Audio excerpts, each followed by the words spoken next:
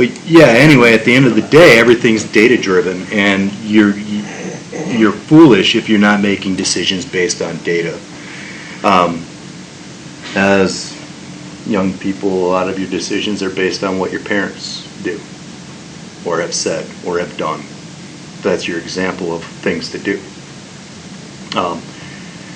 If your example of things to do has been a hard life because of finances and stuff like that, then a lot of you are probably saving a lot of money or don't spend a lot and stuff. If it's been a life of leisure, then more than likely you're spending more money than other people.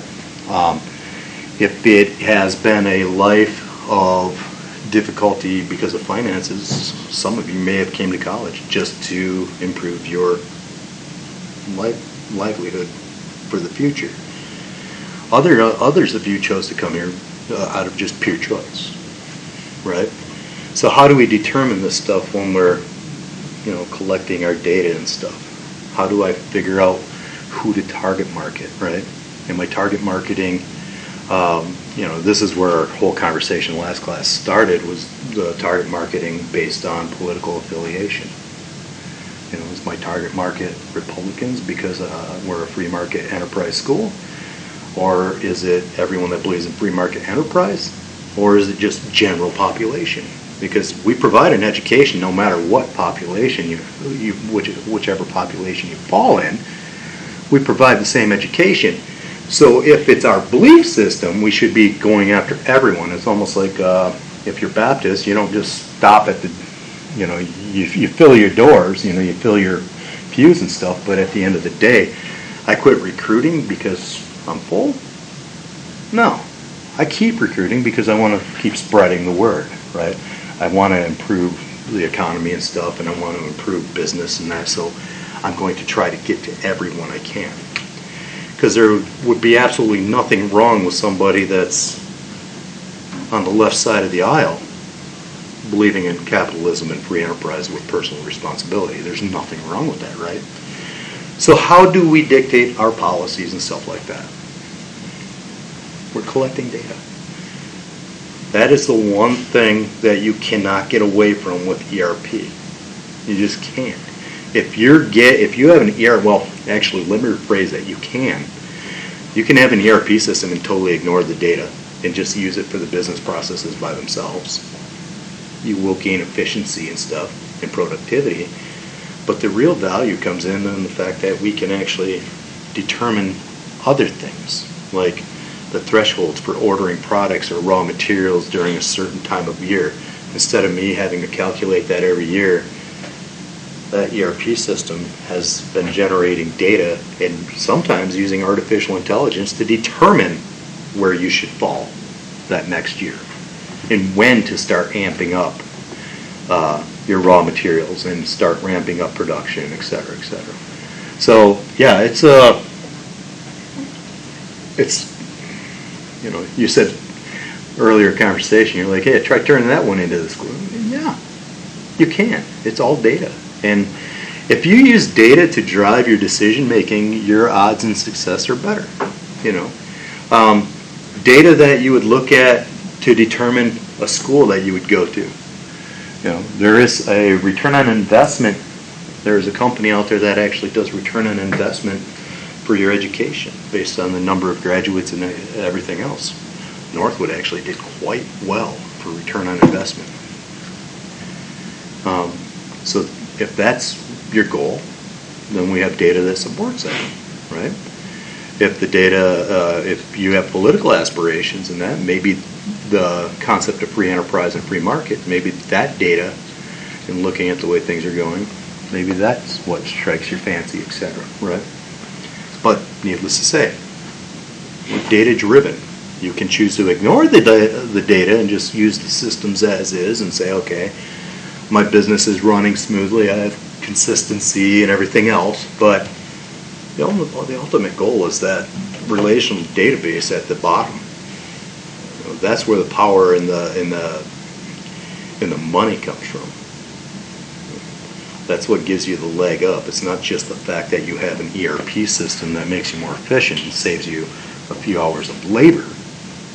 And it might diminish the chance on losing materials or anything like that, but it's the actual use of the data that's driven there, you know, to determine target marketing, logistics of packaging things and stuff, you know, having it, it can help you determine, you know, I think we talked about it last class, is, you know, how to fill a truck and stuff like that based on where it's going, etc. So, yeah, it's exciting. I know, it keeps me up at night because that's all I think about. No, I sleep like a baby. I go to sleep. Unless I fail somebody, then I feel bad, and then I stay awake. It doesn't stop me from failing somebody, but it does bother me. For some reason, a lot of times there's that one thought of, man, could I have been doing something different that would have helped that person? Probably not. So we are in week 4.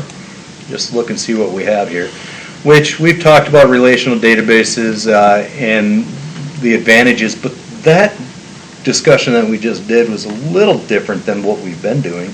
You know, we showed the advantages of the relational database, but what does that relational database really give us? It gives us support for business decisions we make, which is business intelligence. It can improve our use of artificial intelligence, etc.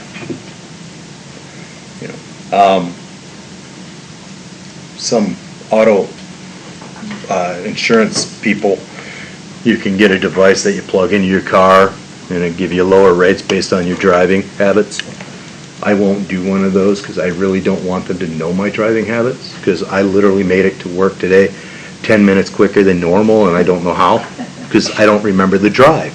My girlfriend had one of those, and when her dad would get a report, like when you'd slam on the brakes, it would even, like, too abruptly, it would lower your grade. You'd get, like, day driving and everything. Yeah, because you were driving too fast and they're going by, you know, what are their standards being set by? Are they being set by the, you know, when you're taught how to drive, you know, how many feet away are you supposed to be before you know, and stuff like that, and how far out do you start stopping, and that, well, what's safe, you know? Well, safe is that distance, you start braking that distance that you are behind a vehicle. Well, you should start braking that distance you are before a stop sign or a stoplight and stuff like that. So it's like, okay, well, I got it.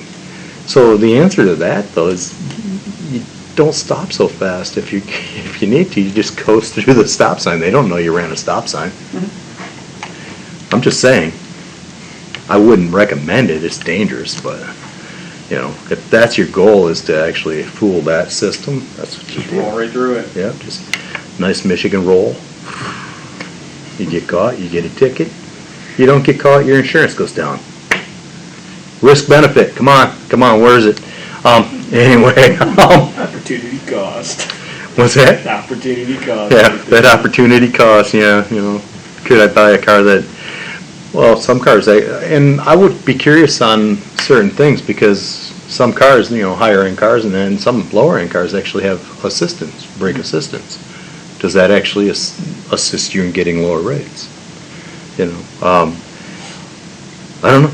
There's technology that I can't even begin to, there's so much technology that I can't begin to tell you the ideas I have of how to actually improve driving and safety. You know, there's absolutely no reason that a stop sign couldn't have a RFID tag in it that told your car, yeah, this is the speed limit, you're not going above that, except for a brief period of time to pass somebody. You know, so you could use RFID tags that govern speed. But then you wouldn't need police. Well, you would still need police in society, but one of their number one problems? No, incomes. One of the number one incomes that they have to actually go above and beyond their budgeted dollars through the government is through speeding violations and stuff like that. So all of a sudden, that goes down. But then you have to ask yourself, well, do you need as many police officers because you're not policing for speed, right? It doesn't stop people from driving like idiots and weaving in and out of traffic and stuff like that. So there's still accidents, but we're not pulling you over for speed. And there you go. You've got data driving decisions, but you can also keep track of a lot of other stuff. You know, the every now and then when you're driving down a road, you'll see a line that's a rubber hose or whatever that goes across the road. They're measuring the number of cars. They're annoying as heck when you live next to them. Yeah. You hear it all the time. Yeah. And it doesn't. It helps them determine, okay, do I have to fix this road? How fast are people going? That's a little hard to gauge, though, because the distance from wheelbase to wheelbase or from axle to axle can vary from cars, so you don't know necessarily. But you can get a general idea if everyone's flying through there or whatever. But that all goes into a system as well. You know, farmers are using RFID tags in fields and that to support where they irrigate and stuff like that. RFID tags are just little chips, and they're cheap as all get out anymore. And they literally could have an on-off. They might have no other purpose than to show if it's triggered or not triggered. And if you throw them in the field, maybe enough moisture triggers it, so it's on. But if it's off, that means that area is dry. Therefore, you're going to irrigate that area. See what I'm saying? So, you know, systems like ERP systems and that could actually fall under farms, depending on the size of the farm. If you have multiple types of fields, if you know, depending on where you're getting your seed from, et cetera, where you're sending your seed to, you know, keeping track of things like that. But it all boils down to business intelligence, trying to get as much data as we can to make as much profit as we can, and using that data in a efficient and sufficient manner to actually improve our decision making. I think I've said something about, like, Bay City, you know, every year they have different, or used to have multiple different events in the summer. And when this didn't happen for the first year, a lot of people had a lot of raw materials, like restaurants and that had a lot of raw materials that they either had to have a sale to get rid of, like put things on special, or they lost money because it's perishable goods. ERP systems wouldn't be good at tracking that because it's an anomaly, right? It's something that happened that we can't actually do anything about. It's like an ice storm, you know. It's an anomaly with Progressive's little box that you're going to be sliding all over the place in the winter. Even though it's winter, it's an anomaly because it's not always icy, right? So how do they do that? Do they just raise your rates because of one occasion? Or do they have thresholds? And those thresholds have to be hit before it automatically increases your rates, etc. Right? How do we determine if we're someone like Verizon or AT&T? How do we determine when we're going to throttle your internet back? Do we have people sitting there looking at your account? Or do we have a system that automatically has it set that when your data use hits such and such, that we're going to throttle you back a little so we're not stealing bandwidth from other people that are paying the same amount as you to be on the system? So, yeah, systems have a way of doing things based on the data that's coming through and being stored. You know, the ability to set thresholds and stuff to determine, okay, well, when I hit a certain level of steel, if I'm a manufacturer, when my steel hits a certain level, when my inventory of steel hits a certain level, you're going to automatically spark an order. No one has to initiate it. It's just going to happen. That's a really good thing to automate, right? There's human error. No system is perfect. There is human error and there's human behavior and actions that take place that can circumvent systems. years ago when I worked for Sears, and I mean years ago, it was like 1994, I was just out of high school, I worked for Sears, and when you did your inventory, if you had a sale coming up and you just wanted more merchandise for that sale, you could zero out counts for your inventory. So then when you get your order in, no one ever went back into the system to say, okay, well, we actually had 5 on the shelf, but I zeroed it out so I'd get more in so I could increase the revenue for my store for the sale.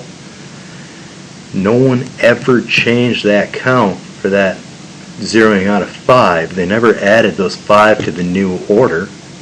So then all of a sudden, people would come in and you'd be like, or they might call you on the phone and you say, yeah, I've got 5 in stock. Or you might be saying, I have 0 in stock. I don't have them at all. But you've got 5 sitting in the back room. And the longer they sit in the back room, guess what happens? There's a reason things get clearanced. The reason they get clearance is because in the United States you're paying taxes on your inventory. Right? They don't care what's on your floor. They care about your inventory as a whole. So that's why you have clearance sales and that getting rid of merchandise, because it's actually cheaper to sell it for less money than it is to pay the taxes on the inventory. And it's also to open up your warehouse for new merchandise, especially in retail type environments. But so you physically change these numbers and it sparks orders. You're totally screwing up your count, right? You're totally screwing up the system. And until, like, you will sell, let's say you sell all of them that you had in stock, or not all of them in stock, but you sold like 10 of them, and you still have, now you have 15 in stock, because even though your order was for 20. Okay, so you have 15 in stock because someone zeroed that out. It's not going to trigger the order. So all of a sudden, those thresholds you set in place to say, hey, place this order when my count hits 10. That count hit 10, it's not going to place an order because, why? Because you actually had 15 or something of that nature.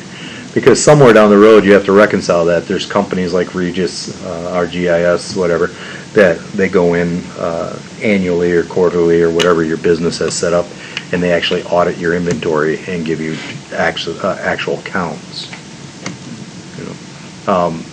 You might think you have more loss in your store if those numbers are wrong, right?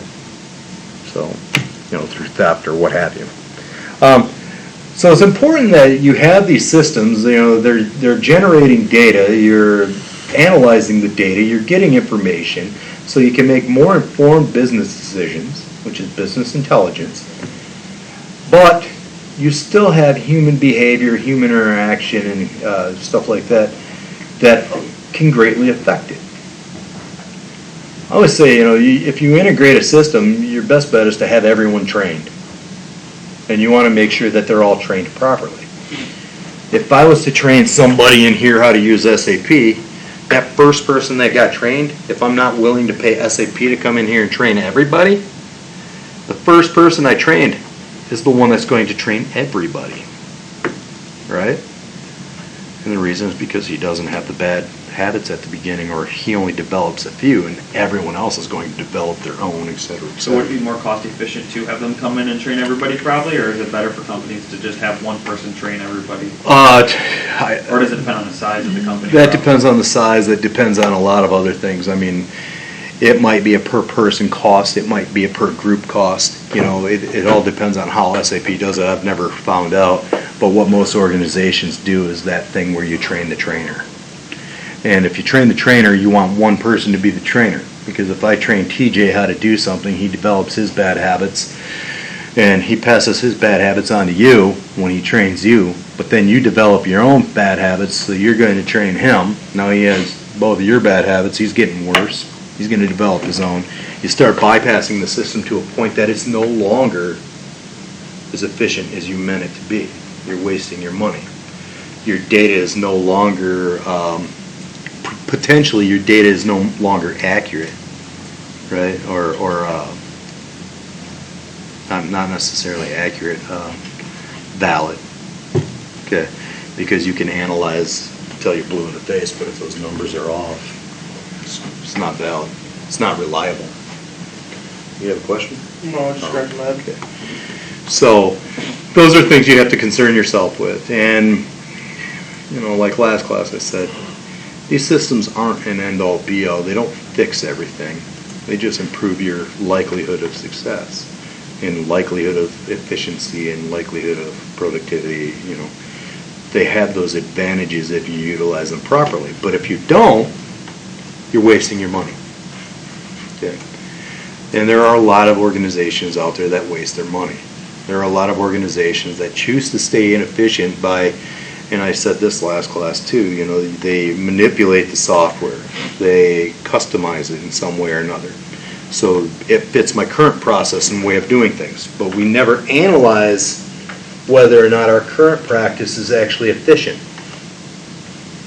You know, and if I don't do that, then I can assume that SAP, they have analyzed those processes and programmed them for efficiency. So I should just change to theirs, right? It's the same concept as programming logic or any type of logic. If I'm trying to write a program or if I'm trying to do something, I do not necessarily want to draw the map after I'm going. If you think about the concept of, if you think about that concept of drawing a map after you go somewhere, for me to get to Mount Pleasant from work, I have to go down Main Street, I have to go down 20, I have to turn somewhere here, I have to turn, and I pull in my driveway. It's a beautiful drawing. Thank you. Yeah. It's my Picasso. However, let's say that's the most direct route, that's the most efficient route. Let's say that there was an accident or something. So I had to, or a road closure, so I had to go here, cut over a street, go here, cut over, come down, now I'm back on 20, and do something like that. Definitely less efficient, right? Mm-hmm. If that's the map I gave everybody, and not everybody was actually paying attention, they might not realize that they could have just taken 20 and didn't have to do this inefficient part. I'm creating a problem. Okay. So those are things that we have to be concerned with. Is you can't just assume that your process is the best and transform the software that was written for quote unquote best practices. You can't just make that assumption. You have to look at your business processes. That's why we map business processes. That's why we did that in this class. You know, you actually look at the process that you're doing something and then say, okay, can I improve that? You know, making a peanut butter and jelly sandwich, you know, you make yours different than he does and I make it totally different than both of you probably. And my way of doing it is I get the peanut butter out of the cupboard, I get the jelly out of the refrigerator, I set it on the counter, I grab the bread, I put the bread out. Heck, I even put a plate out. I take two pieces of bread, throw them down, you know, peanut butter on both sides of the bread. Not both sides of the bread, both pieces of bread. Then your jelly. Why do you do peanut butter on both sides? Or both sides So it of doesn't the... get soggy from the jelly. Exactly. Yeah. Okay? Smart. See, I You never do that. You just changed my life. I just flip the sandwich on the peanut butter side, so that way it doesn't get soggy. That's what I do. It's still I gonna, knew what you were going. still gonna soak I knew what through. you were going, yeah. I knew. It's okay. It's okay. I always need my naysayer. Your life has changed. Hey, you have a right to be wrong. Okay? So anyway, but anyway, see how that works? You have a right to be wrong. So that's my process, but some other people would be like, okay, well, I'm going to take the peanut butter out of the cupboard. I'm going to spread peanut butter on one side of the bread because I just leave it stacked that way. And then I take that peanut butter, I put it back in the cupboard. Then and here's another thing that we run into, right? I take the jelly out of the cupboard, I set it down, I put the jelly on, then I put the jelly back in the cupboard, refrigerator, sorry. And, okay, so that's 2 trips back and forth to both of them that are right next to each other. My cupboard that has my peanut butter is right next to my refrigerator. So it's 2 trips back and forth, right? That's less efficient than grabbing both of them at the same time, setting them down. How many of you wipe the knife off between putting the peanut butter on and then the jelly? We should do the jelly first. Oh. Wipe off, but you gotta put peanut butter on both sides, remember? You can't No, do that. you do the jelly first, and then on the edge of the jelly, I have like jars, so I just wipe off. You don't have That's like, what I- what yeah, about that's like what I the do. jelly And then you squirt put bottles? You still gotta True, squirt jelly that. squirt bottle. Yeah, you You don't just gotta spread clean it. off the knife. You don't have to squirt that if you put it down thick enough, you just flatten that puppy out. Okay? That's what I'm talking about. Sometimes I just lick it off, and then sometimes I just rinse it off. So you're a double dipper with chips. You can't No. double dip. No, yeah, cause the whole thing. So someone else in your house, someone else in your house. I just lick it right off and then put it in the dishwasher, so that way nobody else. No, but we're talking about going from peanut butter to Between. jelly. Oh. We're not to the end of the Okay, process yet. see, here's the thing. My bad. I'm gonna go with what he said. He's actually smarter than many of us in some ways because he says he does jelly then peanut butter. Jelly wipes So off if easier. if anyone in his house is allergic to peanut butter, it's not in the jelly. But you should know who's allergic to peanut butter in your house. Yeah, I was gonna say this. What if you don't care? Before you're making a sandwich. I feel like just some knowledge that somebody Laying did. traps everywhere. If we're talking efficiency, then shouldn't you buy the stuff that comes with half peanut butter, half jelly? Yeah, Same jar? That stuff tastes like crap. It does taste It really- Goober? And it's Yeah. not real peanut butter or The real stuff from jelly. Matilda. You know what Terrible. Goober reminds me actually, the flavor of it reminds me of peanut butter and honey. 'Cause Are you not a the- grape guy or are you strawberry? I love it all, man. Look at My brother likes peanut butter and honey better than peanut butter. You know what I love? I love peanut butter. I love peanut butter and honey, but I also love peanut butter and apple How about butter. we cut all this out and just buy Genuinely Uncrustables? really good. True. Just Professor, what I don't understand is, Or look every at- restaurant you go to, they got the mixed berry jelly, but they don't got that in stores anywhere. Super good. All they got is grape and strawberry. mixed berry jelly. Unless it's made by like a small cottage industry, that I world think is. that's an.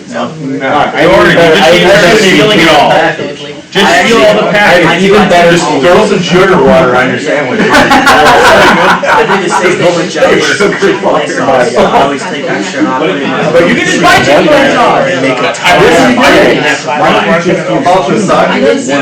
Because if you pack it for a month, Okay, well, you're not gonna make a million. why wouldn't you? Why wouldn't you pack it for us? If you toasted the bread. Oh, no, yeah, So anyway,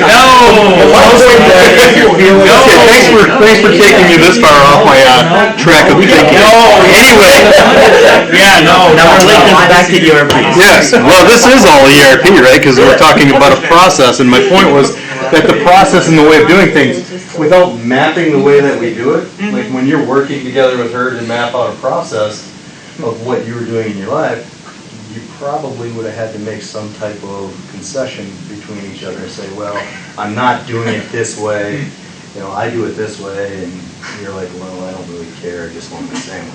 She puts cheese on her PB&J's. Oh. Yeah, she told me she puts It's a not slice even of like Colby the Jack. slices of cheese, it's like Seriously? She puts a slice of Colby Jack on every PB&J. Terrible story about spray cheese. I don't want to hear. I have a friend that's an idiot. Oh. And we went camping and you took this can of spray cheese and sprayed the whole thing in his mouth and ate it. Oh, Here's the thing, he took that can and threw it in the fire. And it blew right off. cheese everywhere. It went right by my head.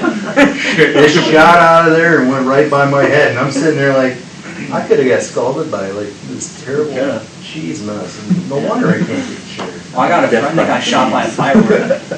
I've thrown fireworks in a fire before and I've shot out. I've thrown fireworks in my friends' laps, I don't care.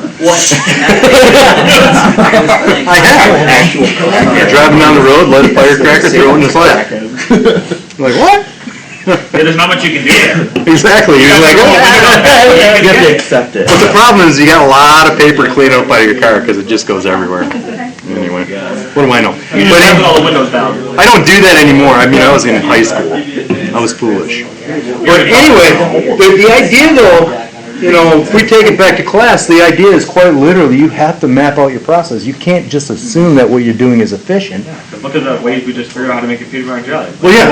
We all make it, you got different ways. Well, some of you might be like, well, I'm not going to waste my money on all the raw materials and labor and that. I'm just going to buy Crustables. But that bread is stale as can be, and they're probably using. I don't super like great them, butter. One night you make a bunch of PBJs. I think then you eliminate. I don't all. like them, I'm just saying. The worst thing And they is get soggy. True. the ends of the bread.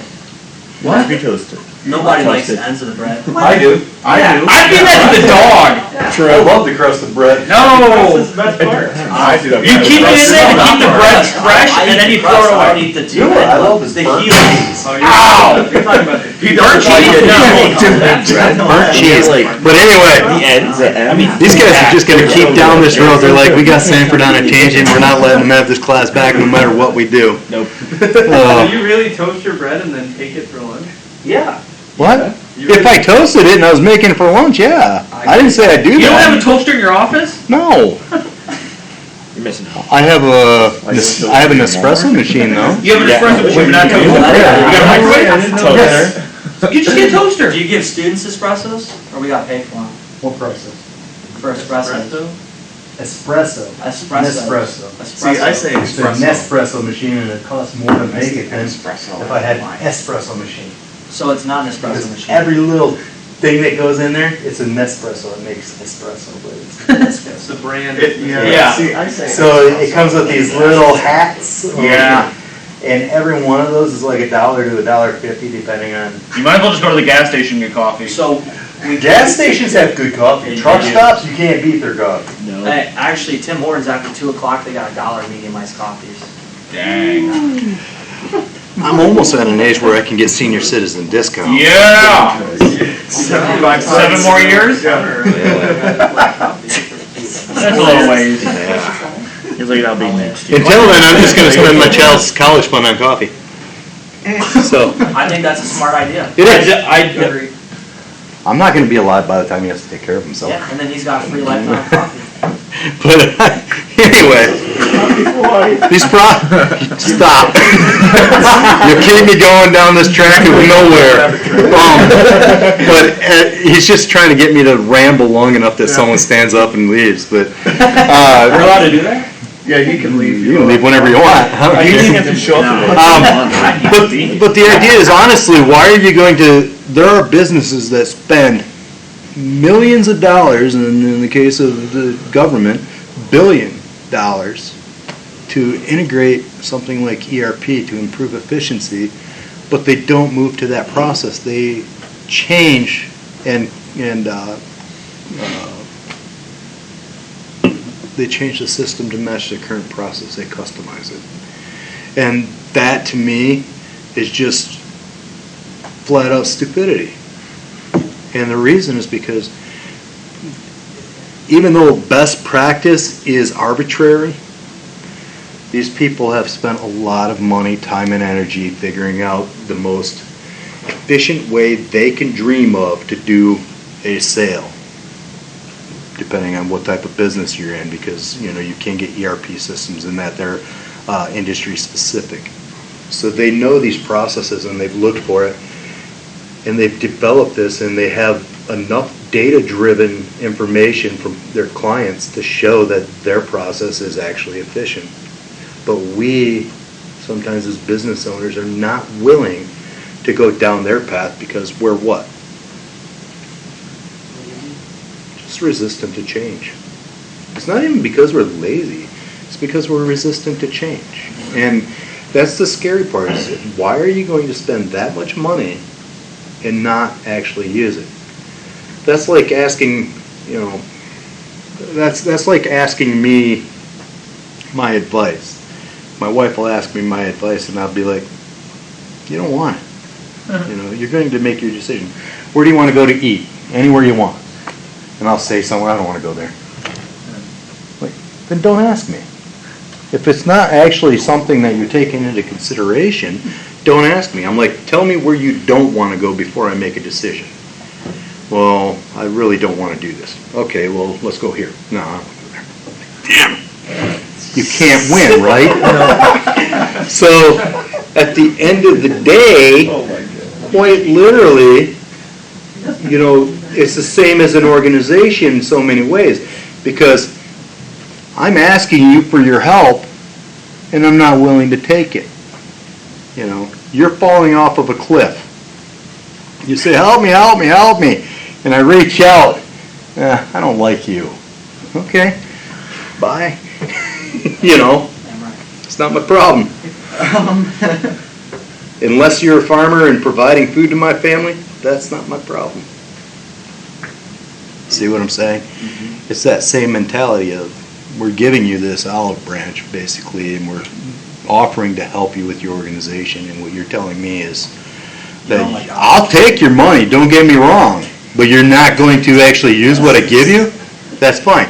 But the problem is this, and this is the same problem with any type of system, any type of, anything that we ever buy. If we don't use it in the format it's meant to be, okay? You buy a hand tool. You used to be able to buy Craftsman tools at Sears, and they had lifetime warranties. And unless you bought the professional line, if you were a mechanic, you can't claim that warranty, right? Because it wasn't actually made for that realm, but mechanics bought them all the time. And we never stopped them from returning something or exchanging for a new one. But the idea is that we create this and stuff, well, that line, the residential line as opposed to the professional line, was designed for your typical everyday use, you know, maybe your hobbyist fixing cars rather than someone that's using that tool every single day, okay? You're not using it properly, but here's the thing. Every time it breaks, it puts negative thoughts in people's heads, puts negative thoughts out there to the world these days, right? Don't buy their products, they always break. Did you try the professional line? Because they use different steels and everything else in them, right? So, yeah, if you're going to purchase a tool, use it for what it's meant for. Use it in the way it's meant to be used. You know, and it happens with everything we do, but here you're spending thousands, millions, billions of dollars to purchase this tool that's supposed to make your life better, and you're not willing to use it the way it should be used. And then you're going to blame that system as being negative and faulty. Okay. The moral of the story as far as ERP is concerned is pay attention to the software you're picking and actually be willing to use it. If you're not willing to use it, don't do it at all. You're wasting your money. And train people properly. You know. And anytime you train people, you have to be willing to penalize people for doing something wrong. And we don't want to do that. That's the other issue. You know, for cybersecurity, I talked to this guy that goes around the world speaking, and he writes books and everything else, and I called him because we were developing a cybersecurity program for Northwood, and he says, oh, cybersecurity programs, you know, they're ridiculous. You shouldn't do that at school. I'm like, and why is that? Well, you know, you put all these principles out there, and at the end of the day, it's human behavior. That's the biggest problem. So I'm like, I agree. So you include that in all of your work. You still have to have the principles to lock things down, but then you have to be willing, well, you have to be able to create the policies to lock it down, and then you have to be willing to fire someone for breaking those policies. If you're not willing to fire someone, all your policies are useless. If you're not willing to fire someone for not utilizing a system properly, why have that policy? Right. But you got to realize that this gentleman that won't use it properly is costing you a boatload of money. But he would do that because he has a Walmart basket.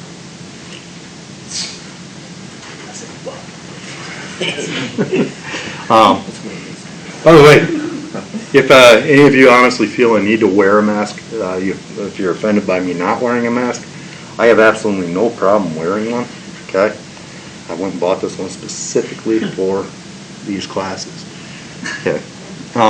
That matches you because you're very sarcastic. So. Yes, it does. And although I am vaccinated, I can't vaccinate my son. I just kind of am weighing it out that it's easier for you to hear me without it, number one. I'm vaccinated, I can't vaccinate him, but I am far enough away from people that I'm not that worried.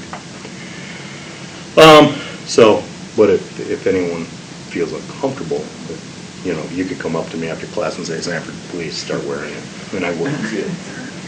So, anyway, I just throwing that out there. But, yeah, you know, we could teach you everything about systems, but we do that, and we don't teach you that you need to enforce it. You need to take them at face value. Otherwise, you're wasting your money. You know, I think that's, and I've always thought that's one of the biggest lessons that you can get when you take any type of systems class, or any class in general. You know, business management, like I told you, you're going to go out there in the world and you're going to become a manager or a CIO or a CEO or whatever, and you're going to realize that nobody operates according to what this stuff says. You know, they're all over the board. Your ultimate goal with college education of knowing how to do things in a utopian environment is to try to pull them back to a direction that's in line with norms, you know, to try to get them to do things that are going to be more efficient, to try to get them to behave in ethical fashion, blah, blah, blah, okay? So, but yeah, that's ERP. I mean, we're almost done talking about the concept. You know, we got some compliance stuff to talk about and stuff like that, but we're almost done talking about the concept of how it was developed, why it was developed, you know, what's its advantages, how does it relate to relational databases, stuff like that, and get into actual hands-on exercises in SAP. So, and that's where things become a little interesting, and you'll actually have that to do during class because I team you up and stuff, and we'll deal with everything else aside from that. But, you know. And if you came in early and you heard the conversation I had going on with a couple people, my political affiliations and beliefs go all over the board. I don't side with one side or the other. I have my own beliefs and opinions that I can support, so they are arguments. Just because I have an argument doesn't mean I can change someone else's opinion. Okay? All I can do is help inform from my point of view. But if anyone ever wants to, I'm more than willing to have a conversation. Not an argument with you. I will have a conversation about our arguments. But don't come at me with just an opinion. I want support. Okay? So yeah, it's so if I say anything that offends you, honestly, feel free to say, hey, you know, I don't agree with that, and I'll be like, I can respect that, as long as you respect the fact that we disagree. Okay. Questions, issues? He's still thinking about PPJ. Do you cut yours in half when you make it, like diagonally, or do you keep? You have to cut it. You have to cut it diagonally. Okay. It's because then you got good bites on every bite. Well, yeah, you have to cut it diagonally. Do you start at the corner or the middle and work your way out? You do both corners, then you eat the middle.